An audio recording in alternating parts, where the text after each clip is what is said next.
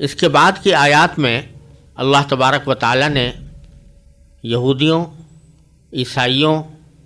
اور مکہ مکرمہ کے بت پرستوں یا عرب کے بت پرستوں کی کچھ خصوصی برائیاں بیان فرمائی ہیں، اور بعض ان میں سے ایسی ہیں جو ان سب میں مشترک ہیں، اور بعض ان میں ایسی ہیں جو ان میں سے کسی خاص گروہ کے تعلق رکھتی ہیں۔ چنانچہ اگلی آیات میں اللہ تبارک و تعالی نے یہ ذکر فرمایا ہے، اعوذ باللہ من الشیطان الرجیم، بسم اللہ الرحمن الرحیم، ومن اظلم ممن منع مساجد اللہ ان یذکر فیہا اسمہ وسعی فی خرابها اولئک ما کان لهم ان يدخلوها الا خائفین لهم فی الدنیا خزی ولهم فی الآخرة عذاب عظیم وللہ المشرق والمغرب فأینما تولوا فثم وجہ اللہ ان اللہ واسع علیم وقالوا اتخذ اللہ ولدا سبحانہ بل له ما فی السماوات والارض کل له قانتون بدیع السماوات والارض وَإِذَا قَضَىٰ أَمْرًا فَإِنَّمَا يَقُولُ لَهُ كُن فَيَكُونُ وَقَالَ الَّذِينَ لَا يَعْلَمُونَ لَوْلَا يُكَلِّمُنَا اللَّهُ أَوْ تَأْتِينَا آيَةٌ كَذَٰلِكَ قَالَ الَّذِينَ مِن قَبْلِهِم مِّثْلَ قَوْلِهِمْ تَشَابَهَتْ قُلُوبُهُمْ قَدْ بَيَّنَّا الْآيَاتِ لِقَوْمٍ يُوقِنُونَ اِنَّا أَرْسَلْنَاكَ بِالْحَقِّ بَشِيرًا وَنَذِيرًا وَلَا تُسْأَلُ عَنْ أَصْحَابِ الْجَحِيمِ وَلَن تَرْضَىٰ عَنكَ الْيَهُودُ وَلَا النَّصَارَىٰ حَتَّىٰ تَتَّبِعَ مِلَّتَهُمْ قُلْ إِنَّ هُدَى اللَّهِ هُوَ الْهُدَىٰ وَلَئِنِ اتَّبَعْتَ أَهْوَاءَهُم بَعْدَ الَّذِي جَاءَكَ مِنَ الْعِلْمِ مَا لَكَ مِنَ اللَّهِ مِن وَلِيٍّ وَلَا نَصِيرٍ۔ ان آیات کا ترجمہ یہ ہے کہ اور اس شخص سے بڑا ظالم کون ہوگا جو اللہ کی مسجدوں پر اس بات کی بندش لگا دے کہ ان میں اللہ کا نام لیا جائے اور ان کو ویران کرنے کی کوشش کرے۔ ایسے لوگوں کو یہ حق نہیں پہنچتا کہ وہ ان مسجدوں میں داخل ہوں مگر ڈرتے ہوئے۔ ایسے لوگوں کے لیے دنیا میں رسوائی ہے اور انہی کو آخرت میں عذاب ہوگا۔ اور مشرق و مغرب سب اللہ ہی کی ہیں، لہذا جس طرف بھی تم رخ کرو گے وہیں اللہ کا رخ ہے۔ بے شک اللہ بہت وسعت والا، بڑا علم رکھنے والا ہے۔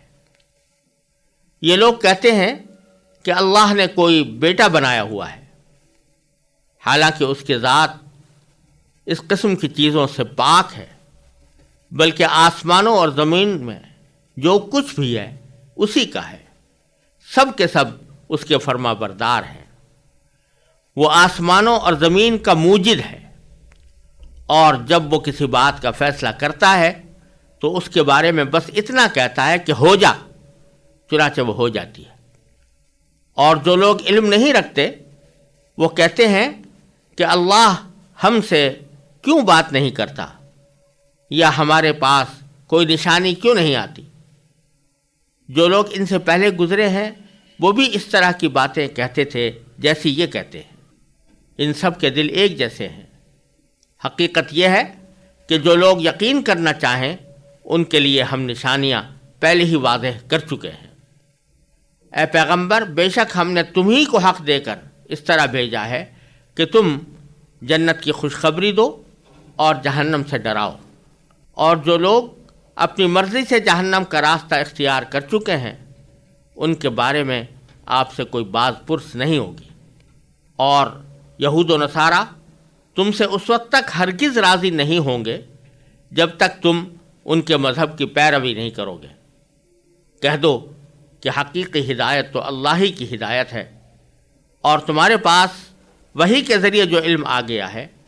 اگر کہیں تم نے اس کے بعد بھی ان لوگوں کی خواہشات کی پیروی کر لی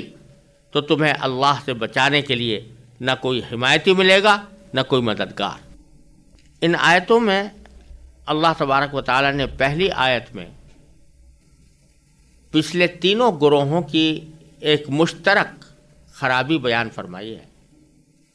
کہ ایک طرف تو یہ لوگ اپنے آپ کو افضل سمجھتے ہیں۔ یہود اور نصارہ کی بات پیچھے آئی ہے کہ انہوں نے کہا ہے کہ جنت میں ہمارے سوا کوئی داخل نہیں ہوگا، اور مشرکین مکہ اپنے آپ کو کعبے کے پاسبان ہونے کے لحاظ سے افضل قرار دیتے ہیں۔ لیکن ان کی حالت یہ ہے کہ یہ سب کسی نہ کسی مرحلے پر اللہ کی مسجدوں، اللہ تبارک و تعالیٰ کی عبادت گاہوں کی توہین کے مرتکب ہوئے ہیں اور لوگوں کو اللہ تعالیٰ کی عبادت گاہ میں جانے سے انہوں نے روکا ہے۔ مثلا عیسائیوں نے شاہ تیتوس کے زمانے میں بیت المقدس پر حملہ کر کے اسے تخت و تاراج کیا تھا۔ اب یہ خود عیسائی تھے اور بیت المقدس کو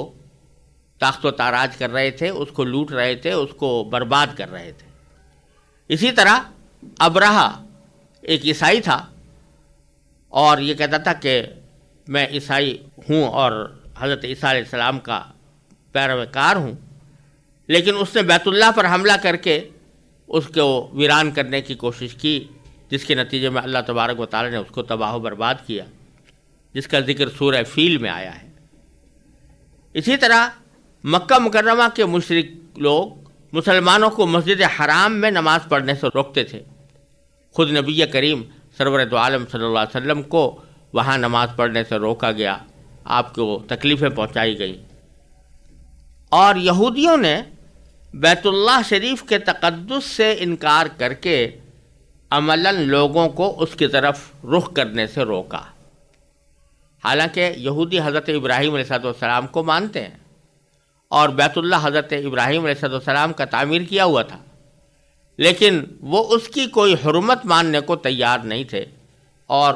چنانچہ جب مسلمانوں نے بیت اللہ کی طرف رخ کیا تو اس پر وہ اعتراض کرتے تھے کہ یہ بیت المقدس کے بجائے بیت اللہ کی طرف رخ کیے ہوئے ہیں۔ تو یہ سارے کے سارے لوگ کسی نہ کسی وقت میں اللہ کی مسجدوں اور عبادت گاہوں سے لوگوں کو روکنے کے گناہ میں مبتلا رہے ہیں۔ قرآن کریم فرماتا ہے کہ ایک طرف ان میں سے ہر ایک کا دعویٰ یہ ہے کہ تنہا وہی جنت کا حقدار ہے، اور دوسری طرف ان کی حالت یہ ہے کہ وہ اللہ کی عبادت میں رکاوٹ ڈالنے یا عبادت گاہوں کو ویران کرنے کے درپے ہیں۔ تو اس لیے اللہ تعالیٰ فرماتے ہیں وَمَنْ أَظْلَمُ مِمَّنْ مَنَعَ مَسَاجِدَ اللَّهِ، اس شخص سے بڑا ظالم کون ہوگا جو اللہ کی مسجدوں پر بندش عائد کرے، بندش لگائے، ان یذکر فیہا اسمہ، اس بات پر بندش لگائے کہ ان مسجدوں میں اللہ کا نام لیا جائے، اور وسعی فی خرابہا، اور جو ان کی تخریب یا ان کو ویران کرنے کی کوشش کرے، اس سے بڑا ظالم کون ہوگا۔ اور اس میں اللہ تبارک و تعالی نے تینوں گروہوں کی اس برائی کا بیان فرما دیا کہ یہ اپنے آپ کو افضل سمجھنے کے باوجود اللہ تعالیٰ کی عبادت گاہوں کو ویران کرنے کی کوشش کرتے رہے ہیں، لوگوں کو وہاں جانے سے روکنے کی بھی کوشش کرتے رہے ہیں۔ اور اس کے مقابلے میں اللہ تبارک و تعالیٰ نے اسلام میں یہ حکم دیا ہے کہ کسی عبادت گاہ کو تم اپنی طرف سے ڈھاؤ نہیں۔ چنانچہ جب نبی کریم سرور دو عالم صلی اللہ علیہ وسلم کسی کو جہاد کے لیے بھیجتے تھے تو اس میں آپ جو ہدایات عطا فرماتے تھے، ان ہدایات میں سے ایک ہدایت یہ بھی ہوتی تھی کہ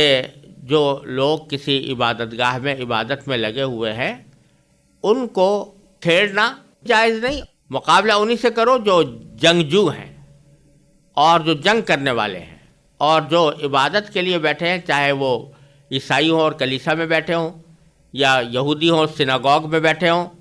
تو ان کو چھیڑنا ان کو بھی جائز نہیں، اور ان کے عبادت گاہوں کو بلا ضرورت اس کے اوپر حملہ کرنا بھی جائز نہیں۔ یہاں تک کہ اگر کسی جگہ مسلمان فتح پالے اور اس فتح پانے کے بعد وہاں کے باشندوں سے صلح کا معاملہ ہو جائے تو پھر ان کی مسجدوں کو یا ان کی عبادت گاہوں کو چھیڑنا مسلمانوں کو جائز قرار نہیں دیا گیا. لیکن یہ لوگ مسلمانوں کی مسجدوں کے ساتھ اور مسلمانوں کے عبادت گاہوں کے ساتھ یہ بدترین سلوک کرتے رہے ہیں اور لوگوں کو اس سے روکتے رہے ہیں. اس کے بعد اللہ تعالیٰ فرماتے ہیں اولئک ما کان لہم ان یدخلوها الا خائفین. ان لوگوں کو یہ حق نہیں پہنچتا تھا کہ وہ ان مسجدوں میں داخل ہوں مگر ڈرتے ہوئے. اس کی ایک معنی تو یہ ہے کہ اللہ تبارک و تعالیٰ کے گھر یعنی عبادت گاہیں جس میں اللہ تعالیٰ کی عبادت کی جاتی ہے وہ در حقیقت اللہ کا گھر ہوتا ہے. اور اس گھر میں جب بھی کسی انسان کو داخل ہونے کا موقع ملے تو اس کے اوپر اس کے دل پر اللہ تبارک و تعالیٰ کے خوف اور خشیت کے آثار ہونے چاہیے. ڈرتے ہوئے داخل ہونے کا معنی یہ کہ اللہ تبارک و تعالیٰ کی عظمت کا لحاظ کرتے ہوئے، اللہ تبارک و تعالیٰ کی قدرت کا لحاظ کرتے ہوئے اور اللہ تبارک و تعالیٰ کے خشیت دل میں رکھتے ہوئے ان کو داخل ہونا چاہیے تھا. لیکن بجائے اس کے کہ یہ خوف و خشیت کے ساتھ داخل ہوتے، اللہ تعالیٰ کی تصور کے ساتھ داخل ہوتے، انہوں نے ان کو برباد کرنے کی کوشش کی. اور بعض حضرات مفسرین نے اس کے معنی یہ بیان کیے ہیں اولئک ما کان لہم ان یدخلوها الا خائفین، کہ ان لوگوں کو اب آئندہ حق نہیں پہنچتا کہ وہ اللہ کی مسجدوں میں داخل ہوں مگر ڈرتے ہوئے. یعنی آئندہ اشارہ کیا جا رہا ہے کہ ایک وقت ایسا آنے والا ہے کہ جب ان کو خود مسلمانوں کی طرف سے خوف ہوگا اور یہ جب بیت اللہ کے اندر مسجد حرام میں داخل ہوں گے تو ڈرتے ہوئے داخل ہوں گے اور مسلمانوں کی طرف سے ان کو اندیشہ لگا ہوا ہوگا. تو آئندہ کی پیشین گوئی بھی اس کے اندر موجود ہے. پھر آگے ارشاد فرمایا کہ لہم فی الدنیا خزی، ان کے لیے دنیا میں رسوائی ہے، وَلَهُمْ فِي الْآخِرَةِ عَذَابٌ عَظِيمٌ، اور آخرت میں ان کے لیے زبردست عذاب ہوگا. پھر آگے اللہ تبارک و تعالیٰ نے ایک خاص بنیادی اصول بیان فرمایا ہے. اگر وہ انسان کی سمجھ میں آ جائے تو اس کی بہت سی غلط فہمیاں خود بخود دور ہو جائیں. یہودی اور نصرانی یہ لوگ آپس میں جو جھگڑتے تھے اس جھگڑے کی ایک بنیاد یہ بھی تھی کہ ان کے قبلے الگ الگ تھے. حضرت عیسیٰ علیہ السلام جس جگہ پیدا ہوئے بیت اللحم، اس کو عیسائیوں نے اپنا قبلہ بنایا ہوا تھا اور یہودیوں کا قبلہ بیت المقدس تھا. تو کبھی کبھی ان کے درمیان اس بات پر بھی جھگڑے ہوتے تھے کہ تم نے اس کو قبلہ کیوں بنایا ہوا ہے. اور اسی طرح شروع میں جب نبی کریم سرور عالم صلی اللہ علیہ وسلم پر نماز فرض ہوئی اور صحابہ کرام نے نماز پڑھنی شروع کی تو مسلمان اپنا رخ بیت اللہ کی طرف کرتے تھے، یعنی کعبہ شریف کی طرف. اس پر بھی یہودی اعتراض کرتے تھے کہ اب تک جتنے انبیاء کرام آتے رہے ہیں علیہم الصلاۃ والسلام وہ بیت المقدس کا رخ کرتے رہے ہیں، ان کی امتیں بیت المقدس کی طرف رخ کر کے نماز پڑھتی رہی ہیں، اور تم بھی اپنے آپ کو نبوت کے سلسلے کی ایک کڑی قرار دیتے ہو، تو پھر تمہارا رخ بیت المقدس کی طرف کے بجائے بیت اللہ کی طرف کیوں نہیں ہوتا؟ اس قسم کے اعتراضات وہ کیا کرتے تھے. اللہ تبارک و تعالیٰ اگلی آیت میں یہ بیان فرما رہے ہیں کہ تم لوگوں کو در حقیقت قبلے کی حقیقت ہی کا پتہ نہیں. جب کسی طرف رخ کرنے کے لیے اللہ تعالیٰ کا حکم آ جائے اور اس کو قبلہ قرار دے دیا جائے تو اس کا مطلب یہ نہیں ہوتا کہ اس جگہ میں بذات خود کوئی تقدس یا حرمت ایسی ہے کہ جس کی وجہ سے کچھ بھی ہو جائے اسی طرف رخ کیا جائے گا. کسی بھی جگہ میں، کسی بھی انسان میں بذات خود کوئی تقدس نہیں ہوتا، نہ کسی جگہ میں ہوتا ہے، نہ کسی رخ میں ہوتا ہے، نہ کسی جہت میں کوئی خاص تقدس اپنی ذات کے اعتبار سے ہوتا ہے. بلکہ ہوتا کیا ہے کہ جب اللہ تبارک و تعالیٰ کسی جہت کو یا کسی سمت کو مقدس قرار دے دیتے ہیں یا اللہ تبارک و تعالیٰ اس کی طرف رخ کرنے کا حکم دے دیتے ہیں تو اس میں تقدس آ جاتا ہے، پھر اس میں حرمت پیدا ہو جاتی ہے۔ تو اصل چیز اللہ تعالیٰ کا حکم ہے، اللہ تعالیٰ جس طرف حکم دے دیں کہ اس طرف رخ کرو اسی میں تقدس پیدا ہو جائے گا، اور اللہ تعالیٰ فرمائے کہ نہیں اب اس جگہ کے بجائے دوسری جگہ کی طرف رخ کرو تو اس میں تقدس پیدا ہو جائے گا اور پھر اسی کی اطاعت واجب ہو جائے گی۔ لہذا کسی بھی عمل میں یا کسی جہت میں یا کسی سمت میں یا کسی جگہ میں اپنا ذاتی تقدس کوئی نہیں ہے، جو کچھ ہے وہ اللہ تبارک و تعالیٰ کے حکم کی بنا پر ہے۔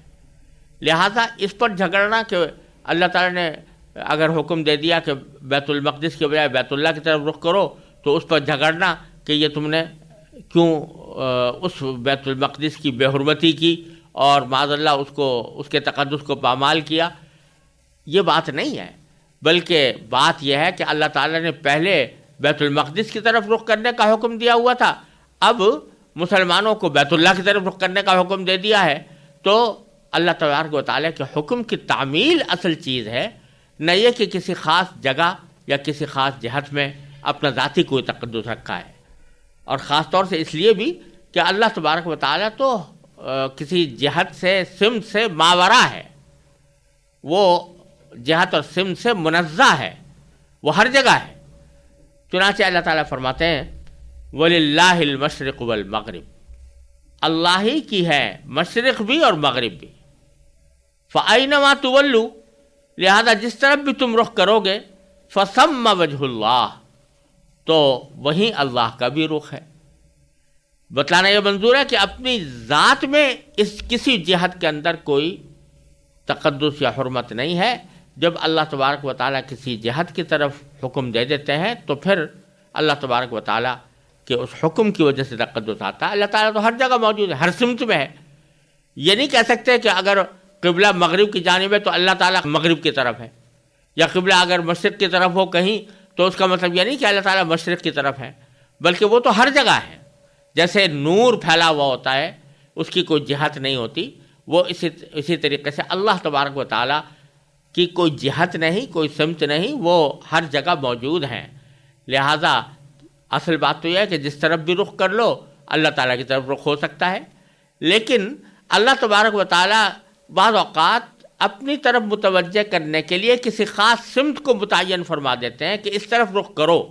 تو وہ اللہ تعالیٰ کے حکم کی وجہ سے وہ سمت قبلہ بن جاتی ہے۔ تو اب اگر وہی اللہ تعالیٰ کسی وقت اس میں تبدیلی پیدا فرما دے اور کہے کہ اب بیت المقدس کے بجائے بیت اللہ کی طرف قبلہ کرو اور رخ کرو، تو وہی قبلہ بن جائے گی۔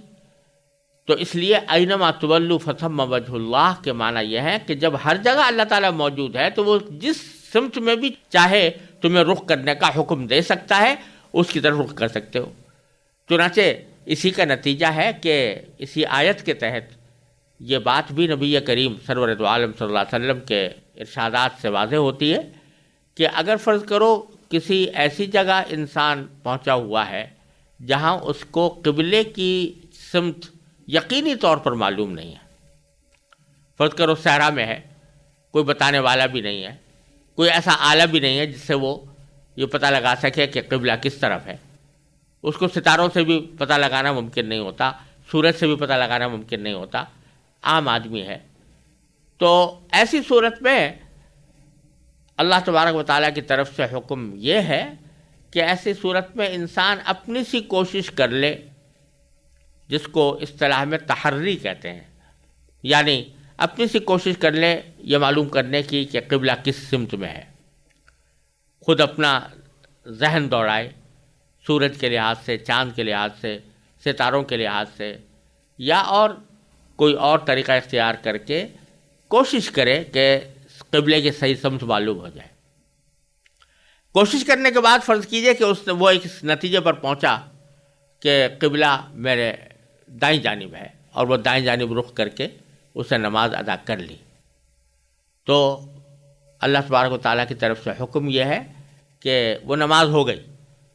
یہاں تک کہ اگر نماز ختم ہونے کے بعد اس کو پتہ بھی چلے کہ صحیح قبلہ کچھ اور تھا اور میں نے کسی اور طرف رخ کر کے نماز پڑھ لی ہے تو تمام فقہاء کرام اس بات پر متفق ہیں کہ اس کی نماز ہو گئی، اس کو دہرانے کی ضرورت نہیں۔ کیوں؟ اس لیے کہ اینما تولوا فثم وجہ اللہ، جس طرف بھی رخ کر لو اللہ تعالیٰ کا رخ اس طرف ہے۔ تو اللہ تعالیٰ نے البتہ آسانی کی خاطر تمہیں ایک جہت کی طرف متحد ہونے کی خاطر ایک قبلہ بنا دیا ہے، لیکن وہ قبلہ بھی اس طرح ہے کہ جب تک وہ معلوم ہو اس وقت تک اس کی طرف رخ کرو، اور جب اس کا صحیح تعین نہ ہو سکے اور اپنی طرف سے تم نے کوشش کر لی ہو تو جس طرف بھی رخ کر کے نماز پڑھ لو گے نماز تمہاری ہو جائے گی، بعد میں دہرانے کی بھی ضرورت نہیں ہے، اگرچہ یقین ہو کہ میں نے غلط سمت میں نماز پڑھی ہے۔ اسی طرح نفلی نمازوں کے اندر بھی اگر کوئی شخص سواری پر سفر کر رہا ہے، سفر کے دوران وہ فرض کیجئے کسی ریل میں ہے، ہوائی جہاز میں ہے، بس میں ہے، یا کسی جانور کے اوپر سفر کر رہا ہے، گھوڑے پر یا خچر پر، تو جس طرف بھی سواری جا رہی ہے اسی طرف رخ کر کے اگر وہ نفلی نماز پڑھنا چاہے تو نفلی نماز کی اجازت ہے۔ اسی لیے کہ فَإِنَّمَا تُوَلُّوا فَثَمَّ وَجْهُ اللَّهِ، جس طرف بھی رخ کر لو گے اللہ تعالیٰ کا رخ ہے۔ تو اللہ تعالیٰ نے نفلی نماز کے اندر یہ چھوٹ دے رکھی ہے کہ کسی طرف بھی رخ کر سکتے ہو، اس میں خاص قبلے کا رخ کرنے کی ضرورت نہیں۔ البتہ فرائض کے لیے ضروری قرار دیا ہے کہ جو فرض نمازیں ہیں یا واجب نمازیں ہیں جیسے وتر کی نماز، تو اس کا ہر حالت میں قبلے کی طرف ہونے کی کوشش ضروری ہے۔ البتہ اگر معلوم نہ ہو سکے باوجود کوشش کے تو پھر جیسا میں نے عرض کیا کہ جس طرف بھی رخ کر کے آدمی نماز پڑھ لے گا تو نماز ہو جائے گی۔ اور پھر اس آیت کے انتہا میں اللہ تبارک و تعالیٰ نے ارشاد فرمایا کہ ان اللہ واسع علیم، بے شک اللہ بہت وسعت والا، بڑا علم رکھنے والا ہے۔ وسعت رکھنے والا یعنی وسعت والا کہ اس نے تم کو اتنا مقید نہیں کیا ہے کہ ہر حالت میں تم بالکل بعین ہی قبلے ہی کی طرف رخ کرو، بلکہ اس جیسی حالات میں جیسا میں نے عرض کیا تمہیں یہ وسعت دی ہے کہ تم اپنے گمان کے مطابق جس طرح بھی نماز پڑھ لو گے نماز ہو جائے گی۔ نفلے میں تمہیں وسعت دے دی ہے۔ تو وسعت اللہ تعالیٰ کے ایک صفت ہے واسع ہونا، وہ وسعت ہے، خود بھی وسعت رکھتا ہے، دوسروں کو بھی وسعت دیتا ہے، اور ساتھ ساتھ علیم بھی ہے، یعنی علم رکھنے والا ہے۔ وہی جانتا ہے کہ کس وقت کس مرحلے پر کن لوگوں کو کس طرف رخ کرنے کا حکم دینا چاہیے۔ تو جب اس نے بیت المقدس کی طرف رخ کرنے کا حکم دیا تھا وہ بھی اپنے علم کے مطابق دیا تھا، اور جب اس نے بیت اللہ کی طرف رخ کرنے کا حکم دیا تو وہ بھی اپنے علم کے مطابق دیا۔ اس پر کسی کو اعتراض کرنے کا حق نہیں پہنچتا۔